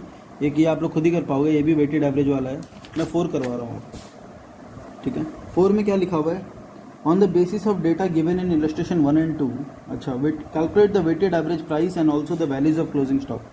तो इसमें वेटेड एवरेज प्राइस निकालना है, ठीक है, और आपको निकालना है वेटेड एवरेज प्राइस मेथड से, वेटेड एवरेज मेथड से, ठीक है। और वही क्वेश्चन है, सेम क्वेश्चन को वेटेड एवरेज मेथड से करना है, ठीक है ना। तो ध्यान देना, वेटेड एवरेज मेथड से सेम क्वेश्चन है। तो मैं वापस से इसको हॉरिजॉन्टल वे में ले रहा हूँ, ठीक है ना, लैंडस्केप वे में ले रहा हूँ। इसमें बस थोड़ा सा फोकस चाहिए आपका, ठीक है ना। बाकी वेटेड एवरेज बहुत इजी मेथड है, थोड़ा सा फोकस आप करोगे तो आपको समझ में आ जाएगा, ठीक है ना। जैसे फीफो लीफो एकदम इजी था, वैसे ये भी एकदम इजी है। इसमें भी अपने वही लिखेंगे, डेट, रिसिप्ट्स, रिसिप्ट्स में वही क्वांटिटी, रेट, अमाउंट, फिर इशू, इशू में वही क्वांटिटी, रेट, अमाउंट। बस थोड़ा सा आपको यहाँ पे फोकस करना पड़ेगा, बाकी एकदम इजी है ये। बैलेंस स्टॉक या फिर बैलेंस ऑफ इन्वेंट्री एक ही बात है, ठीक है। यहाँ पे क्वांटिटी, रेट, अमाउंट, ठीक है ना। तो सबसे पहले स्टार्ट करते हैं, वही क्वेश्चन है एकदम, याद रखना, एकदम डिट्टो वही क्वेश्चन है। दिसंबर का सारा एंट्री है, तो मैं हेडिंग में दिसंबर लिख दे रहा हूँ। तो सबसे पहला एंट्री था 4 तारीख का, ठीक है ना। 4 तारीख का सबसे पहला एंट्री है, वहाँ पे 900 यूनिट्स ख़रीदा गया है 50 रुपये करके, तो 45,000, इसमें कोई दिक्कत ही नहीं है, कुछ इशू हुआ नहीं। तो 900 यूनिट्स आपके पास बचा हुआ है 50 रुपीज़ वाला, 45,000। यहाँ पे तो किसी को कोई दिक्कत नहीं होनी चाहिए। नहीं भैया, नहीं है भैया, चलो ठीक है। 5 दिसंबर को 500 यूनिट सेल हुआ है। अब बताओ कौन सा वाला बेचेगा भैया, एक ही गुड्स है इनके पास, तो वही यूनिट्स बिकेगा ऑब्वियसली। तो 25,000 बचा, कितना, 400 यूनिट्स बचा। 50 वाला था, 50 वाला बिका, तो 50 वाला ही बचेगा। 50 रुपीज़ वाला सामान आपके पास था, 50 रुपीज़ वाला सामान आपने बेचा, तो 50 रुपीज़ का ही सामान बचेगा, 20,000। यहाँ तक कोई प्रॉब्लम नहीं भैया, नहीं, ये तो ईजी है। नेक्स्ट 10 दिसंबर, 10 दिसंबर को 400 यूनिट्स ख़रीदा गया 55 रुपीज़ में, 22,000। अब ध्यान दो, आपको क्या करना है, यहीं से आपका टर्निंग पॉइंट है। ये अगर आपको समझ में आ गया तो पूरा क्वेश्चन आपके लिए पानी पानी हो जाएगा। आपके पास आपको क्या करना है, वेटेड एवरेज, मतलब बोलना चाह रहे हैं ये लोग कि जैसे कोई पेट्रोल आता है पेट्रोल पंप में, तो बोलता है अगर आप ऊपर से पेट्रोल डाल देते हो तो क्या ऊपर ऊपर तैरते रहता है वो, या फिर मिक्स हो जाता है। बोलता है वो मिक्स हो जाता है। बोलता है आप अब बता पाओगे कौन सा माल 50 में आया था, कौन सा 55 में आया था। बोलता है सर आम इंसान के लिए तो मुश्किल है ना, और कोई आम नहीं है तो उसके लिए भी मुश्किल है, क्योंकि ऑब्वियसली आप पेट्रोल डालोगे तो अंदर नीचे का पेट्रोल जो आपके पास 400 लीटर जो पेट्रोल बचा हुआ होगा 50 रुपये वाला, और नया जो आपने 400 लीटर लिया 55 वाला, वो तो मिक्स हो जाएगा। आप बेचते टाइम बता पाओगे कौन सा पुराना माल कौन सा नया माल, ऐसा थोड़ी ऊपर वाला ऊपर तैरते रहेगा, नीचे वाला नीचे तैरते रहेगा, ऐसा थोड़ी होता है, वो तो मिक्स हो जाता है ना। तो बोलते हैं सारा इन्वेंट्री एक ही है, एवरेज कॉस्ट बना दो इसको। तो इसमें आपको सबसे पहले क्या देखना है, क्वांटिटी पहले कितना था 400, अभी कितना है 400, तो टोटल हो गया 800। अलग अलग मेंटेन करके क्या फ़ायदा बताओ, आप थोड़ी बाइफरकेट करके बेच पाओगे उसे। 400 यहाँ पे 400 यहाँ पे बन गया 800। अब भैया रेट का कैसे करें, रेट के लिए थोड़ा सा रुक जाओ। आपके पास सामान था 20,000 रुपये का और आपने ख़रीदा 22,000 का, आपका टोटल कॉस्ट कितना हो गया 42,000। ध्यान देना, मैंने सबसे पहले क्या किया, क्वांटिटी लिखा, मैंने उसके बाद क्या किया, टोटल अमाउंट को जोड़ दिया।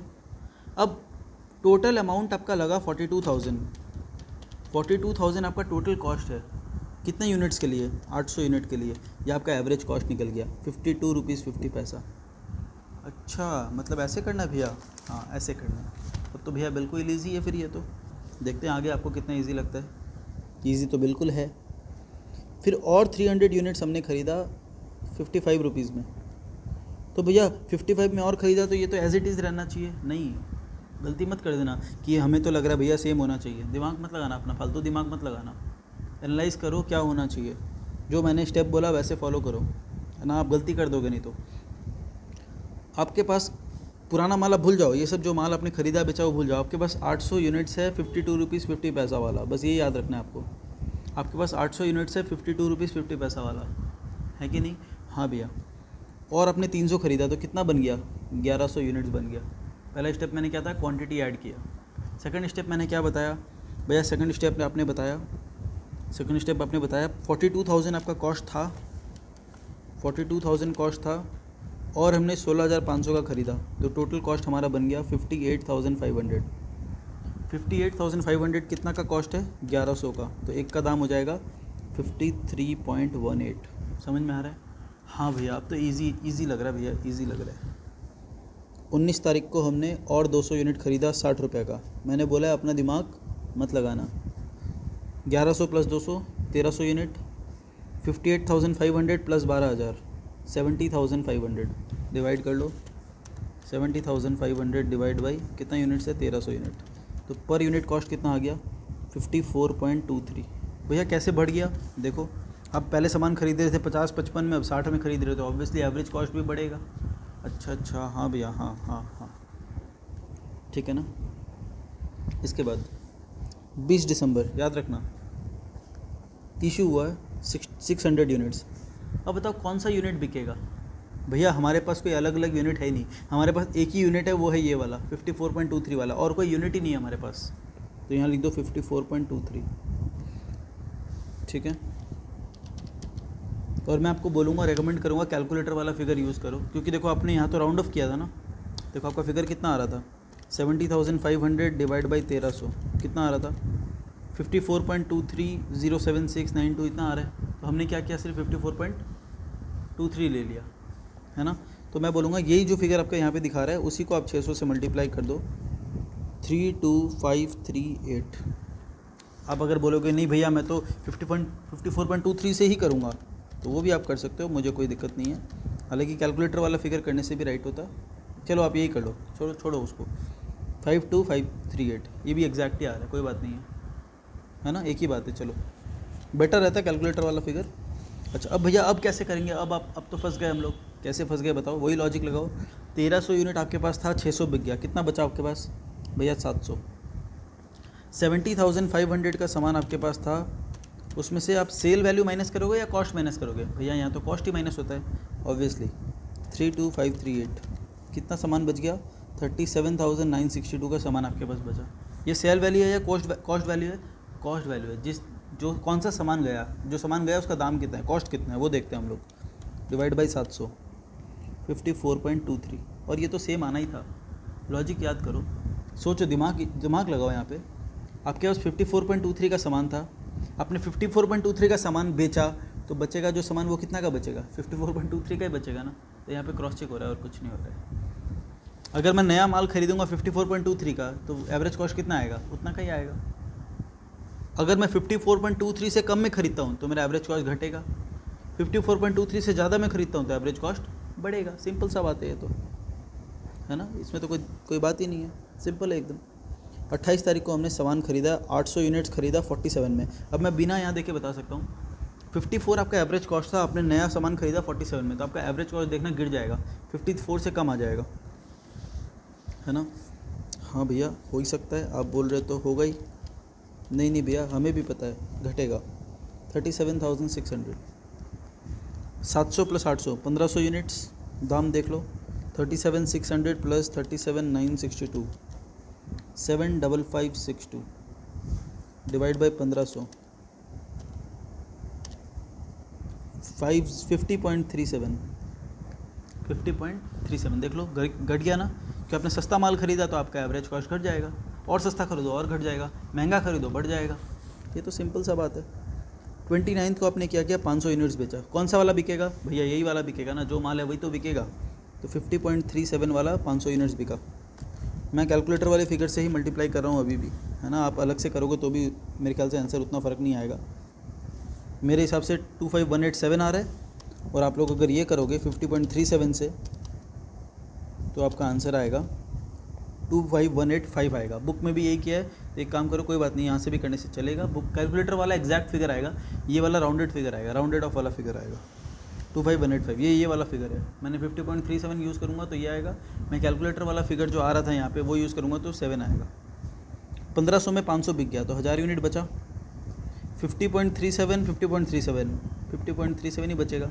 फिर भी मैं चलो ये नहीं लिखता हूँ एक बार के लिए ना, आपकी संतुष्टि के लिए मैं नहीं लिखता हूँ एक बार। 75562 का मेरे पास था, माइनस 25185 का बिक गया, कितना बचा 50377। डिवाइड करके देख लो भैया, 1000 से डिवाइड करने से तो इतना ही आएगा 503.77। देखो चेंज क्यों हो गया बताओ, चेंज क्यों हो गया बताओ आप खुद, क्यों हुआ चेंज? क्योंकि राउंड ऑफ का फ़र्क हो गया। आपने यहाँ पे 5 लिया, यही अगर आप 7 लेते हो तो आपका आंसर मैच हो जाता है ऑलमोस्ट, ठीक है ना। 50.37, अच्छा नहीं 50.37 ही आ रहा है अभी भी, लेकिन 50 पॉइंट अगर मैं पॉइंट करता तो 38 आ जाता है यहाँ पे, 50.38 आ जाता, ठीक है ना। तो एक ही बात है, उससे फ़र्क नहीं पड़ेगा, पॉइंट थोड़ा बहुत ऊपर नीचे हो जाता है।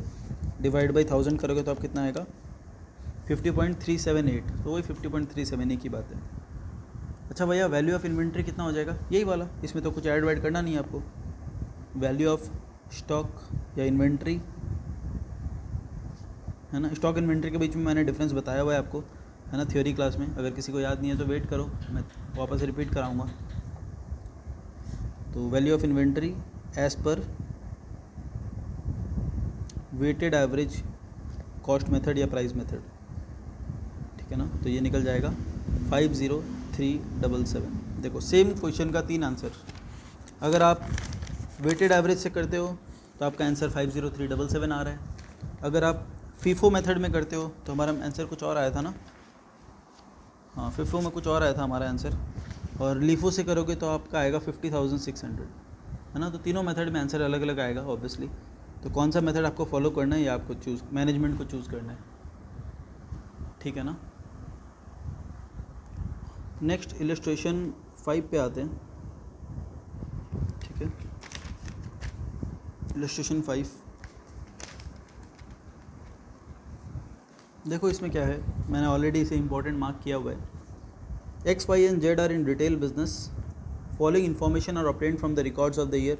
अब देखो इन्होंने जो मेथड फॉलो किया है ना सम सॉल्व करने का, मैं इस तरीक़े से तो नहीं कराऊंगा, ठीक है ना। मेरा कराने का तरीका थोड़ा सा डिफरेंट है इनसे, है ना। हालांकि आपको अगर ये बुक वाला सॉल्यूशन अच्छा लग रहा है तो आप वो भी कर सकते हो, मुझे कोई दिक्कत नहीं है ना। मेरे हिसाब से ट्रेडिंग बना के करना ज़्यादा बेटर रहेगा, इसलिए मेरे हिसाब से जो मुझे ईजी लगता है या फिर मुझे लगता है कि आपको वो भी करना चाहिए तो मैं वो कराऊंगा।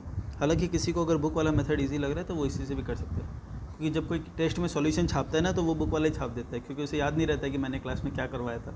तो जनरली मुझे ये आंसर भी दिखाई देता है, तो कभी कभी मुझे लगता था कि स्टूडेंट लोग को ये अच्छा लगता है, फिर पता चलता है कि नहीं उन्होंने तो बुक से छापा था सॉल्यूशन, इसलिए ऐसा किया हुआ है ना। तो अगर समझने के पर्पज़ से आप देखोगे तो ट्रेडिंग बना के करना बेस्ट होता है। भैया करना क्या है ये तो बता दो। देखो X, Y and Z are in retail business, ये इन्फॉर्मेशन दिया है। क्या इन्फॉर्मेशन है, the goods receive from supplier से आपने इतना का गुड्स खरीदा, subject to trade discount and taxes, मतलब इस पर ट्रेड डिस्काउंट भी देना बाकी है, मतलब मिलेगा हम लोग को, और टैक्स लगेगा ठीक है ना। सब्जेक्ट टू मतलब अभी भी लगना बाकी है। ट्रेड डिस्काउंट 3% लगे माइनस होगा और टैक्स 11% ऐड होगा। समझ में आ रहा है, टैक्स तो ऐड होता है और ट्रेड डिस्काउंट माइनस होता है। अच्छा, पैकिंग एंड ट्रांसपोर्टेशन चार्जेस लगना ही है। सेल्स ड्यूरिंग द ईयर पता है हम लोग को। Sale price of closing inventory, भैया ये तो पहली बार देख रहे हैं हम लोग, क्लोजिंग इन्वेंट्री का सेल प्राइस कौन बताता है ऐसे। हम लोग को क्लोजिंग इन्वेंट्री तो कॉस्ट में रिकॉर्ड करना होता है, और ये लोग हम लोग को बता रहे हैं क्लोजिंग इन्वेंट्री का सेल प्राइस। तो भैया इजी है, सेल प्राइस से आप उसका प्रॉफिट हटा दो, कॉस्ट पता चल जाएगा। प्रॉफिट कितना है बताओ। अच्छा, मतलब भैया हमें सबसे पहले प्रॉफिट मार्जिन निकालना पड़ेगा, है ना। प्रॉफिट मार्जिन पता चल जाएगा तो मैं इस क्लोजिंग स्टॉक का सेलिंग प्राइस जो हमें पता है, देखो आपको निकालना क्या है, calculate the historical cost of inventory, मतलब कॉस्ट ऑफ इन्वेंट्री निकालना है ना। अब कॉस्ट ऑफ इन्वेंट्री निकालने के लिए क्या करना है आपको जो सेलिंग प्राइस दिया हुआ है, इन्वेंट्री का जो सेलिंग प्राइस दिया हुआ है उससे प्रॉफिट हटा दो, उससे आप प्रॉफिट हटाओगे तो उसका कॉस्ट निकल के आ जाएगा। प्रॉफिट निकालने के लिए आपको क्या करना पड़ेगा, प्रॉफिट परसेंटेज निकालना पड़ेगा, ठीक है ना। प्रॉफिट परसेंटेज निकालना होगा। तो सबसे पहले देखो ट्रेडिंग अकाउंट, ठीक है, और एक तरीके से आप लिख सकते हो memorandum trading account. Memorandum trading होता है रफ बुक्स जिसे बोलते हैं, उसे बोलते हैं मेमोरेंडम ट्रेडिंग। देखो आपको क्या क्या दिया, गुड्स रिसीव फ्रॉम सप्लायर मतलब क्या, परचेज, तो मैं लिखूँगा टू परचेज। परचेज कितना होगा देखो, परचेज कॉस्ट कितना है 15,75,500 लेस ट्रेड डिस्काउंट, 3% का ट्रेड डिस्काउंट माइनस करो भाई इसमें भैया, 15,75,500 पे 3%, 4,7,265 का ट्रेड डिस्काउंट माइनस कर दिया हमने, क्या निकलेगा भैया, ये निकल के आ गया 15,28,235। इस पे लगा दो टैक्स, कितना टैक्स 11% प्लस टैक्स 11%। भैया ये क्या इनकम टैक्स है? ऑब्वियसली नहीं ना, सामान पे क्या लगता है, जीएसटी लगता है, तो ये जीएसटी है। अच्छा भैया अच्छा, 528,235 इंटू 11%, 168,106 कितना आ रहा है, इसे टोटल करके बाहर निकाल लो, परचेस प्राइस पता चल जाएगा, 16,96,341 ये मेरा परचेस प्राइस है। कोई ओपनिंग स्टॉक बोला है इन्होंने? नहीं, तो टू ओपनिंग स्टॉक ज़ीरो। और मैं अज्यूम कर रहा हूँ कि आपको ट्रेडिंग का फॉर्मेट आता है, opening stock, purchase, direct expense, sale, closing stock आता है ना, पक्का तो? हाँ भैया, क्या सोच रखा है आपने हमें, ठीक है भैया, अच्छा बात है। Packing and transportation charges, packing and transportation मतलब पैकिंग करके ख़रीदने का खर्चा, ये ख़रीदने का खर्चा कहाँ आता है, ट्रेडिंग, तो टू पैकिंग एंड ट्रांसपोर्टेशन, ये ट्रेडिंग वाला खर्चा है, ठीक है ना, ख़रीदने वाला खर्चा, पैकिंग एंड ट्रांसपोर्टेशन। अगर आपको ख़रीदने और सेल बेचने वाले में अगर दिक्कत लग रहा है, ट्रांसपोर्टेशन, ख़रीदने और बेचने वाले खर्चा को हम लोग डायरेक्ट कब लेते हैं, इनडायरेक्ट कब लेते हैं, ट्रेडिंग में कब लेते हैं, पीएल में कब लेते हैं, ये सब चीज़ में अगर आपको प्रॉब्लम है तो आपको वेट करना पड़ेगा फाइनल अकाउंट चैप्टर का, वहाँ पे मैं क्लियर कराऊंगा उसे। तो 87,500 डायरेक्ट एक्सपेंस दिया हुआ है, और क्या दिया हुआ है, सेल्स, तो बाई सेल्स कितना निकल रहा है 22,45,500। भैया प्रॉफिट मार्जिन कैसे निकलेगा, उसके लिए तो हमें ग्रॉस प्रॉफिट चाहिए।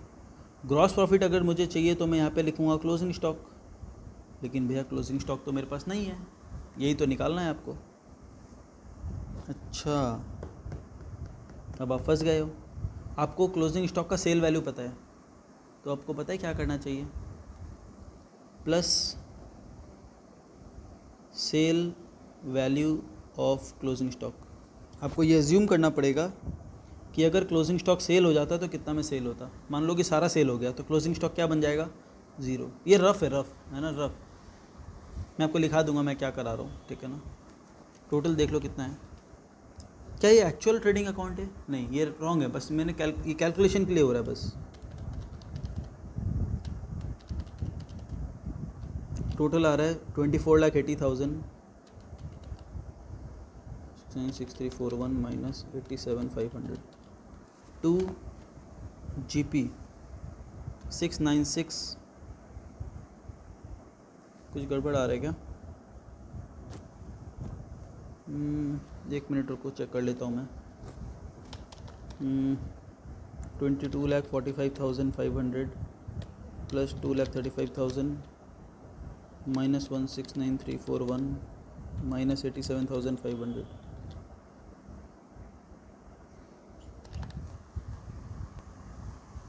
अच्छा मैं इसमें मिस्टेक कर रहा था, ये 500 है, ठीक है, 696659 ये आ रहा है GP। यहाँ पे नोट लिख लो समझने के लिए, note, since we have two missing figures, ये खुद का नोट के लिए, एग्जामिनर को नहीं बताना पड़ेगा, ये सब एग्जामिनर को पता है। Since we have two missing figures in above trading account, so we have assumed the entire closing stock to be sold at given selling price, assuming that profit margin is uniform मतलब same through out the year. अच्छा, मतलब भैया आप बोलना चाह रहे हो कि ये जो सेल 22,45,500 का हुआ था, उसमें जितना प्रॉफिट कमाया था, जितना परसेंटेज हमने कमाया था, इस पे भी उतना ही परसेंटेज कमा रहे हो? हाँ, और कोई उपाय तो आपके पास बता दो। आपको लग रहा है कि ये गलत अजम्पशन है मेरा, तो आपको आपका जो अजम्पशन है मुझे बता देना कि भैया इस तरीक़े से आप निकाल सकते हो इसे, या फिर बुक ने कुछ और किया तो मुझे बता देना। इसके अलावा कोई बेटर अजम्पशन अगर आपके पास है, या कोई बेटर मेथड आपके पास है कि भैया ऐसे निकालना चाहिए, तो प्लीज़ मुझे फॉरवर्ड करना। बेस्ट अजम्पशन ये है कि जो सेलिंग प्राइस दिया हुआ है आपको मानना पड़ेगा कि साल भर ये लोग इसी प्रॉफिट में बेचते हैं। अब मेरे पास जीपी आ गया, मेरे पास टोटल सेल्स आ गया। ये एक्चुअल नहीं है, ये गलत है, ये गलत सेल्स है, लेकिन यही एक तरीका है निकालने का, कैलकुलेशन ऑफ प्रॉफिट मार्जिन या फिर जीपी रेशियो। जीपी रेशियो का फॉर्मूला आपको याद है, बचपन में पढ़ा था, क्लास 12 में पढ़ा था। GP by net sales into 100, GP profit divide by sales. अब सेल्स में कितना लूँगा? जितना सेल्स आपने कंसीडर किया है। यहाँ पे कितना सेल्स कंसीडर किया है? 22,45,500 प्लस 2,35,000, 24,80,500, ये सेल्स आपने माना है।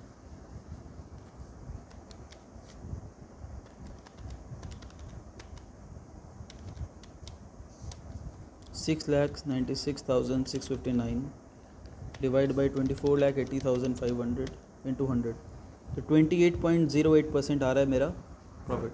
28.085 है, तो आप 9 भी ले सकते हो, 085 भी ले सकते हो, ठीक है। तो ये मेरा प्रॉफिट मार्जिन आ गया। अच्छा भैया, तब तो अब इजी हो गया। देयरफॉर लिखो closing stock at selling price 2,35,000 less profit included above. कितना प्रॉफिट है, किस पे रेशियो है ये? सेल्स पे, जीपी बाई सेल्स इंटू 100, तो 28.085% इस पे हटा दो। यही लगा देता हूँ मैं इस पे, 2,35,000 पे कितना आ जाएगा? 66,000। मेरा एग्जैक्ट आ गया क्योंकि मैंने कैलकुलेटर वाला फिगर लिया। चलो ऐसा मत करो, नहीं तो एग्जामिनर फिर बोलेगा कहाँ से पता नहीं इसका एग्जैक्ट आंसर आ जाता है। इंटू 28.085%, अभी भी 66 ही आ रहा है मेरा। तो चलो एग्जामिनर का देख लेते हैं। एग्जामिनर ने क्या किया है? 2,35,000। बुक वाले ने क्या किया है? 28.09%। हाँ, उसके हिसाब से 66,012 आ रहा है। लेकिन आप अगर मेरे हिसाब से करोगे या फिर 085 लोगे या कैलकुलेटर फिगर लोगे तो ये 66,000 आ जाएगा। चलो बुक वाले की मान लेते हैं 28.09, है ना, राउंड फिगर कर देते हैं, 2 यूनिट्स। आप लोग अगर 66,000 लेके भी करोगे तो कोई गलती नहीं होगा। तो ये आ जाएगा कॉस्ट ऑफ क्लोजिंग स्टॉक। इसी पे रिकॉर्ड होता है, कॉस्ट पे रिकॉर्ड होता है ये तो ऑब्वियसली। 1,68,988, ये है वैल्यू ऑफ क्लोजिंग स्टॉक। भैया अगर हमें कोई पूछेगा, चलो क्वेश्चन यहाँ पे ख़त्म हो गया। अब मैं करा रहा हूँ आपसे सेवा। लिखो सेवा। सेवा मतलब जो क्वेश्चन ने पूछा नहीं है वो करवा रहा हूँ मैं आपसे। Trading account, trading account. अगर आपको एक्चुअल प्रॉफिट निकाल के दिखाने बोले तो आप क्या करोगे? तब आपको ये बनाना पड़ेगा। टू ओपनिंग स्टॉक पता नहीं, टू परचेज अब आपको पता है 16,96,341। वापस से कैलकुलेशन दिखाने की ज़रूरत नहीं है, एज अबव। बाई सेल्स, अब एक्चुअल सेल्स लेना भाई, यहाँ पे 22,45,500 ही लेना। बाई क्लोजिंग स्टॉक आपको पता चल गया है 168,988। To packing and transportation 87,500। अब जो जीपी आएगा ये होगा एक्चुअल जीपी। एक्चुअल जीपी ये था अज्यूम्ड जीपी। अज्यूम्ड जीपी क्यों? क्योंकि आपने अज्यूम किया कि क्लोजिंग स्टॉक बिक जाएगा तो क्या होगा, तभी आपका ये क्वेश्चन सॉल्व हुआ। तो ये अगर आपको बोले कि एक्चुअल निकाल के बताओ तो एक्चुअल ऐसे निकलेगा 22,45,500। भैया ये आंसर मैच कैसे होगा? अब मैं करवा रहा हूँ ना, आंसर ऐसे ही मैच होगा, और कोई बुक में दिया हुआ नहीं है क्वेश्चन ऐसा। तो अब एग्जामिनर को क्वेश्चन बनाना नहीं आता, मैं क्या करूँ बताओ? 630,647, जैसे मैंने वहाँ पे भी आपको दिखाया था, याद है डिप्रिसिएशन वाले में, कि अच्छा क्वेश्चन क्या होता कि दिखाओ कि WDV कंटिन्यू रहता तो क्या होता है, SLM कंटिन्यू रहता तो क्या होता है ना, या चेंज करोगे तो क्या चेंज आएगा, प्रॉफिट में क्या फ़र्क पड़ेगा, वो तो पूछता ही नहीं एग्जामिनर। तो यहाँ पे एक्चुअल पूछना चाहिए कि एक्चुअल प्रॉफिट क्या होगा, फिर तभी तो स्टूडेंट दिमाग लगाएगा इतना, नहीं तो बुक में छापेगा ही सीधा, है ना, जो दिया हुआ है उसमें परचेज को ऐड कर लिया, इससे ये माइनस कर लिया, आंसर निकल गया। ठीक है ना। ये एकदम इजी मेथड है, ट्रेडिंग बनाओ, है ना। इस सेल वैल्यू को, इस क्लोजिंग स्टॉक को अज्यूम करो कि सेल हो जाएगा तो कितना प्रॉफिट होगा, तभी आपका प्रॉफिट मार्जिन निकल पाएगा। उतना प्रॉफिट मार्जिन आप सेल वैल्यू से माइनस कर दो, क्लोजिंग स्टॉक का सेल वैल्यू आपको दिया हुआ है तो आपका क्लोजिंग स्टॉक का कॉस्ट निकल जाएगा, ठीक है ना। क्लियर है। क्वेश्चन नंबर 6 इससे भी इजी है। क्वेश्चन नंबर 6 आपके लिए होमवर्क है, ये बच्चा क्वेश्चन दिया हुआ है, देखो क्वेश्चन नंबर 6, है ना। और एक होमवर्क दे दूँ क्या आपको? भैया दे दो ना, कोई बात नहीं है, चलो दे देता हूँ। एक आपका होमवर्क है,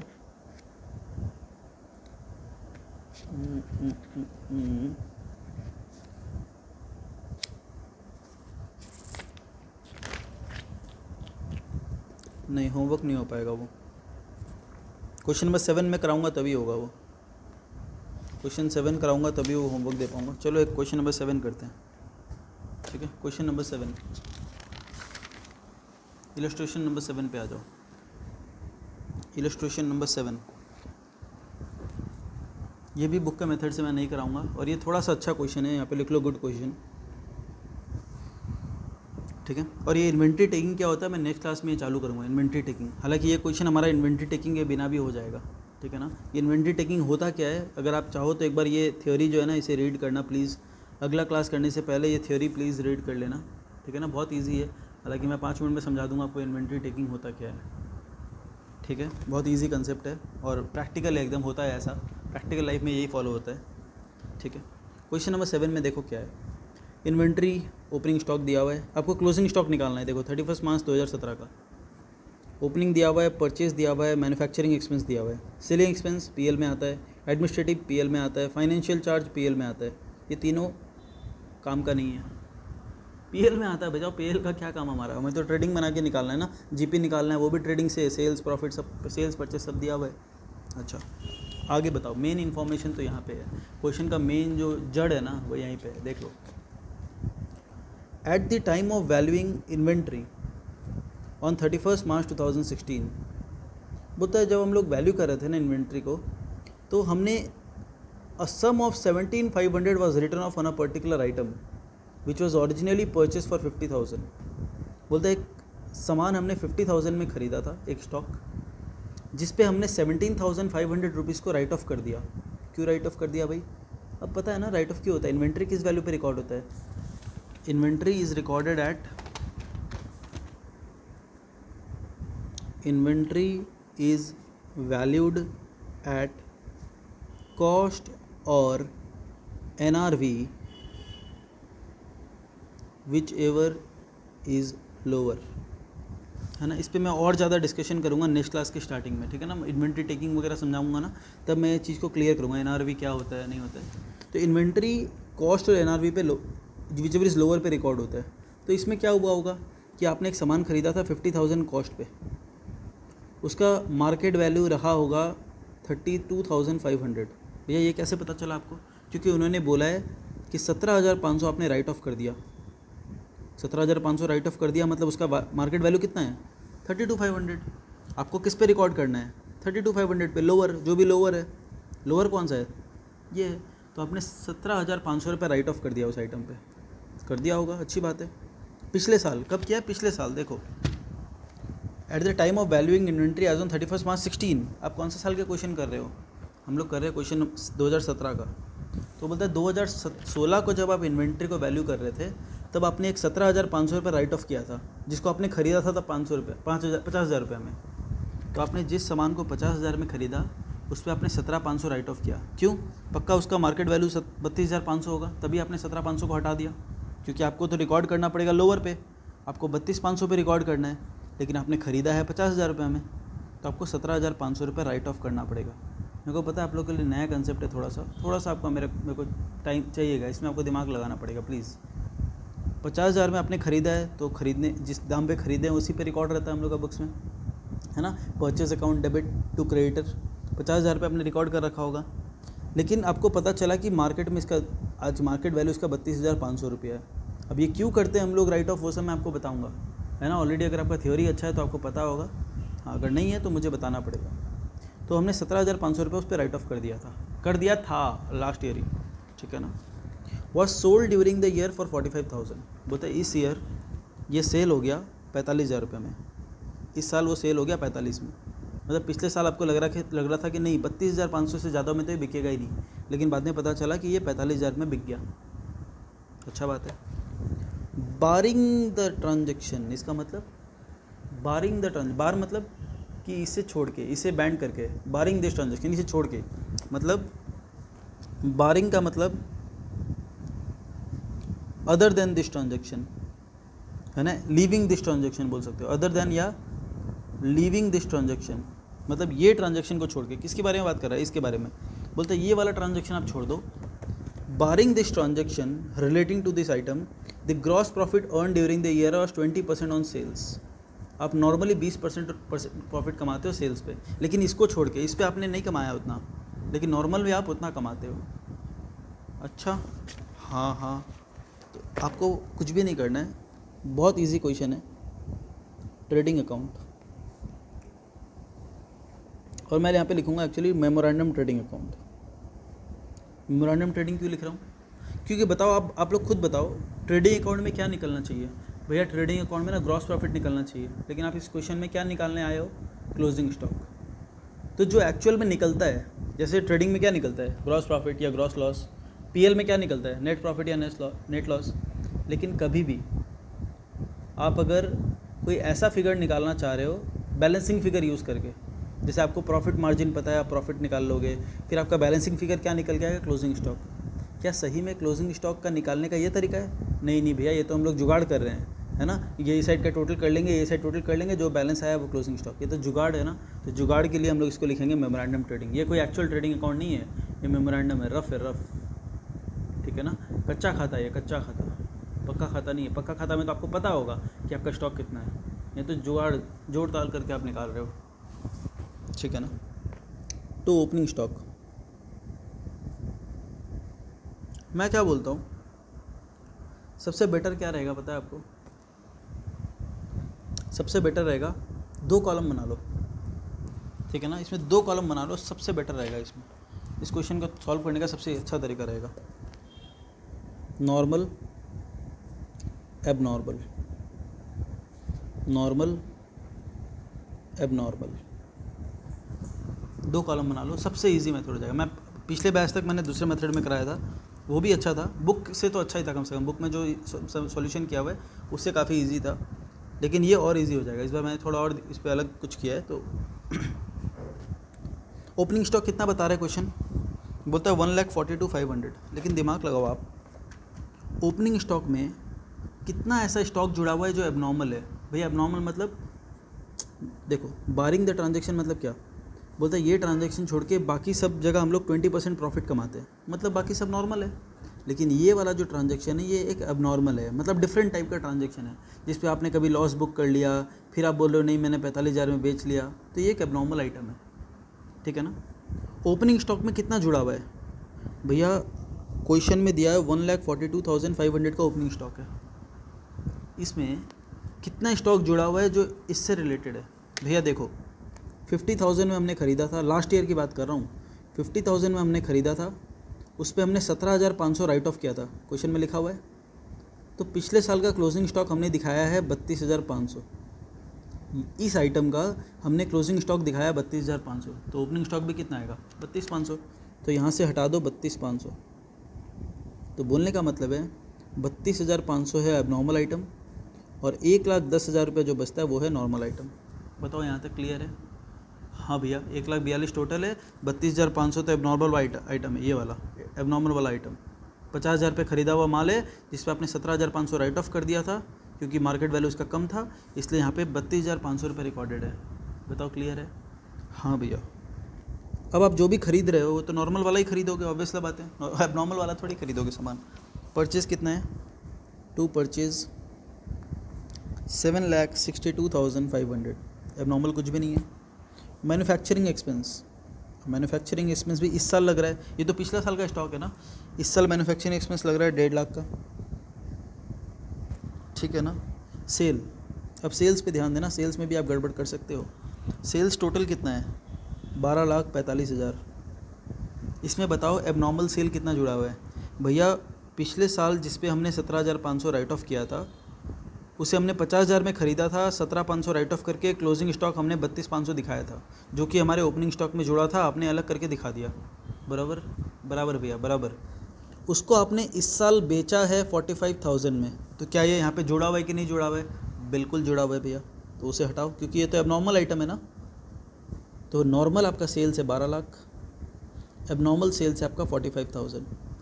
कोई दिक्कत नहीं भैया। 12,45,000 में 12 लाख नॉर्मल है, 45 एबनॉर्मल है, क्योंकि यहाँ बोला हुआ है 45,000 ने बेचा है उसको। क्लियर है। बाई क्लोजिंग स्टॉक, भैया ये तो पता ही नहीं हम लोग को। अच्छा, क्लोजिंग स्टॉक पता चलता तो प्रॉफिट आ जाता। क्वेश्चन में तो यही तो मांग रहा है। अगर ये पता रहता तो मैं मेमोरेंडम क्यों लिखता बताओ यहाँ पे? अगर क्लोजिंग स्टॉक पता रहता तो यहाँ पे जीपी निकल जाता। तो बताओ क्या मैं मेमोरेंडम लिखता फिर ऊपर? ऑब्वियसली नहीं। आपको जीपी निकालना है, उसके बाद आपका बैलेंसिंग फिगर निकलेगा क्लोजिंग स्टॉक। जो बैलेंसिंग फिगर जीपी को निकलना चाहिए था, वो बैलेंसिंग फिगर क्लोजिंग स्टॉक निकलेगा। समझ में आ रहा है? हाँ भैया हाँ, यही तो क्वेश्चन का रिक्वायरमेंट है। अब ध्यान दो, नॉर्मल वाला सामान आप कितने में बेचते हो? 20% ऑन सेल्स। तो 12 लाख पे 20%, ये सेल वैल्यू है, उस पर 20%, 2,40,000। अच्छा, 45,000 वाले में आपने कितना कमाया? देखो, पिछला साल आपने 17,000 का नुकसान बुक कर लिया, वो ऑलरेडी हो चुका, वो पिछले साल जा चुका। आपने ऑलरेडी पिछले साल 17,000 लॉस बुक कर चुका, आपने 32,500 में स्टॉक दिखा दिया, दिखाया ना। इस साल आपका स्टॉक का ये जो ओपनिंग स्टॉक है, इसका खर्चा कितना माना जाएगा, कॉस्ट कितना माना जाएगा? 32,500। आपने उसको कितने में बेच दिया? 45,000 में। तो आपका 12,500 रुपये का यहाँ पे प्रॉफिट हो रहा है। अच्छा, मतलब भैया कभी इस पे लॉस बुक करता है, कभी प्रॉफिट दिखाता है ना। ये तो चलो अब मैं जो बोला वो एक्सप्लेनेशन भूल जाओ। कोई क्लोजिंग स्टॉक है इसका? नहीं भैया, जो सामान था वो तो बिक गया। जो 50,000 का सामान था वो तो सेल हो चुका ना, इसका क्लोजिंग स्टॉक कुछ है नहीं, ज़ीरो है। 32,500 का ओपनिंग स्टॉक था, क्योंकि इसी वैल्यू पे रिकॉर्डेड है। 45,000 में सेल हो गया तो 12,500 प्रॉफिट, ये बैलेंसिंग फिगर आ जाएगा। ठीक है ना। अब यहाँ का टोटल लगाओ, ये तो टोटल मैच हो रहा है 45,000। ये इस बार और इजी तरीका मैंने निकाला है इसका, हालांकि मैं दूसरे मेथड से कराता था। बुक तो और ही दूसरा मेथड करता है, बुक का किसी को समझ में आ जाए तो बहुत ही बढ़िया, कोई दिक्कत नहीं है मेरे को, है ना। बुक का सॉल्यूशन कोई छाप पाता है तो और ही अच्छा, लेकिन इसमें आपका 1 मार्क्स भी नहीं काट सकता, इतनी मैं गारंटी दे सकता हूँ। और ये बुक से फार ईजी है और फार बेटर है। बुक का अगर समझ में आता है तो फिर तो कुछ चाहिए नहीं आपको। मैं बुक का सॉल्यूशन देख ही नहीं रहा हूँ, ठीक है ना, मुझे चाहिए नहीं वो सॉल्यूशन देखना। अच्छा, इसमें देखो टोटल कितना आ रहा है इस साइड, 1,10,000। भैया आप इस साइड क्यों देख रहे हो? ऑब्वियसली ना, क्लोजिंग स्टॉक उधर है तो इधर ही तो टोटल करूँगा मैं। अच्छा भैया, ठीक है भैया। 12,62,500, 12,62,500 कितना आ रहा है बैलेंसिंग फिगर? 62,500। देख लो सॉल्यूशन कितना है, 62,500 इज़ द सॉल्यूशन। क्या किया मैंने? नॉर्मल को अलग कर लिया, एबनॉर्मल अलग कर लिया, ठीक है। नोट्स के लिए लिख लो, self note. Last year 17,500 was written off due to NRV being lower, ठीक है ना, क्योंकि उसका नेट रियलाइजेबल वैल्यू कम था, इसलिए आपने 17,500 राइट ऑफ कर दिया। That is why such stock included in opening stock is 50,000 minus 17,500, that is 32,500। क्योंकि आपने 17,500 राइट ऑफ कर दिया था 50,000 में से, तो आपका क्लोजिंग स्टॉक इतना ही था, तो इस साल का ओपनिंग स्टॉक भी इतना ही हो जाएगा, ठीक है ना। और तो नॉर्मल चीज़ ही हमने किया है इस पे। नॉर्मल बोला था ये आइटम छोड़ के, ये आइटम को छोड़ के बाकी माल में 20% हमने कमाया ऑन सेल्स, तो सेल्स पे ऑन सेल्स पे 20% लगा दो और निकल गया, ये बैलेंसिंग फिगर आ गया। Since we generally calculate gross profit as a balancing figure as a balancing figure in trading account, but here we can derive the GP figure, gross profit figure, through margin on sales and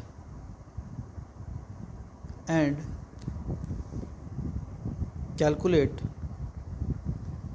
closing stock as a balancing figure, due to which we have to prepare memorandum trading account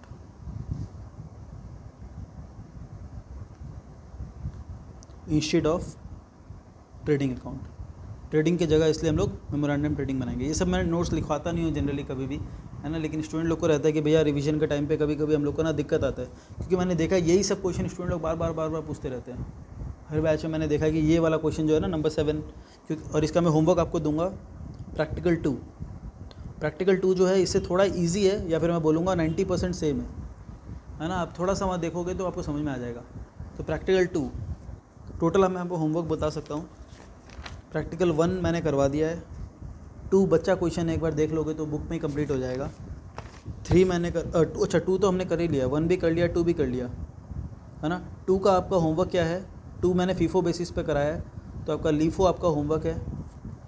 अच्छा 3 एकदम बच्चा question है, 3 तो आप book में solve कर सकते हो। क्वेश्चन नंबर 4 जो है इसी क्वेश्चन का वेटेड एवरेज है, वो भी मैंने आपको करवा दिया है, ठीक है ना। 5 मैंने आपको करवा दिया है। 6 बहुत ही बच्चा क्वेश्चन है, आपका होमवर्क है 6, है ना, एकदम 3 लाइन का क्वेश्चन है, जो पहले करना चाहिए था वो एकदम इजी है। 6 तो एक लाइन मतलब आप स्टार्ट करोगे और ख़त्म हो जाएगा 6। 7 मैंने ये वाला करवा दिया है अभी, है ना। 8 से मुझे करवाना है, और प्रैक्टिकल नंबर 2 आपके लिए मैंने होमवर्क दिया, क्योंकि 2 और ये वाला क्वेश्चन एकदम डिट्टो सेम है, 95% सेम है क्वेश्चन, थोड़ा सा चेंज है, वो आपको आप देखोगे तो समझ जाओगे, शायद नहीं समझोगे तो मुझे बताना, मैं करवा दूंगा, ठीक है ना। और एक मेरे बुक में क्वेश्चन है ना, क्वेश्चन नंबर 5, हालांकि शायद नया बुक में हट चुका है ये, क्योंकि एकदम ये तो एकदम मतलब कॉपी पेस्ट है ना। अभी जो मैंने किया ना इलस्ट्रेशन 7 का कॉपी पेस्ट है ये, और ये वाला जो है क्वेश्चन नंबर 2 ये इलस्ट्रेशन 7 का सिमिलर है, ये सिमिलर टू इलस्ट्रेशन 7 है, और 5 वाला तो कॉपी पेस्ट एकदम, ये छोड़ सकते हो आप, ठीक है ना। बाकी इन्वेंट्री टेकिंग का क्वेश्चन मैं नेक्स्ट क्लास में आपको करवाऊंगा। प्लीज़ होमवर्क वगैरह कंप्लीट कर लेना, कुछ भी नहीं दिया मैंने होमवर्क, आप चेक करोगे। एक लीफो मैंने ऑलरेडी करवाई दिया है ना, देख सकते हो आप, बुक से मैंने करवाई दिया है, देखा आपको फीफो लीफो में कंपैरिजन करवा दिया है। वेटेड एवरेज ऑलरेडी मैंने आपको करवा दिया है, ठीक है। 1-2 क्वेश्चन पीछे है, मैंने जो श्रीराम मिल्स वाला आपको दिखाया था, ये आप करना चाहो तो प्लीज़ कर लो। अगर आपको लग रहा है कि नहीं समझ में आ गया है, बुक से देख के समझ में आ जाएगा, तो वो कर लो, कोई प्रॉब्लम नहीं है।